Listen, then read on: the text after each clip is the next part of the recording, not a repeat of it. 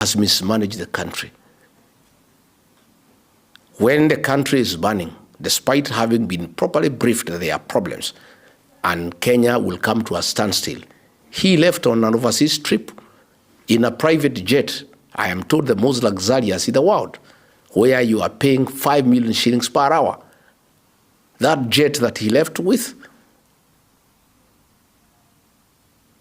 is the epitome of luxury, with a full bedroom and a massage parlor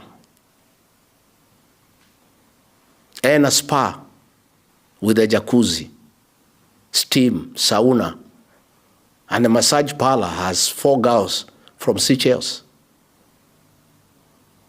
He is enjoying when Kenyans are struggling in the air.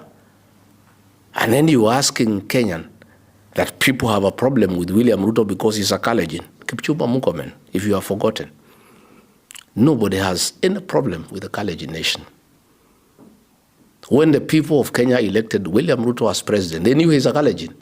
If they had a problem with the Kalenjins, they would not have elected him. Nobody has a problem with William Ruto because he's a Kalenjin. People have a problem with William Ruto because he's incompetent. And he's not what he promised the people of Kenya to be. He has killed their children. He has abducted their children. He has ruined the economy. He has run down all businesses. He has taken over every business in the country. Banking, insurance, hospitality, aviation, medical, education. He is in competition with the Kenyan people for businesses. And he has run out all Kenyan businesses from business.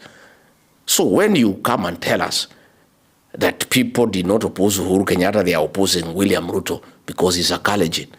When we elected him, we knew he was a Kalenjin.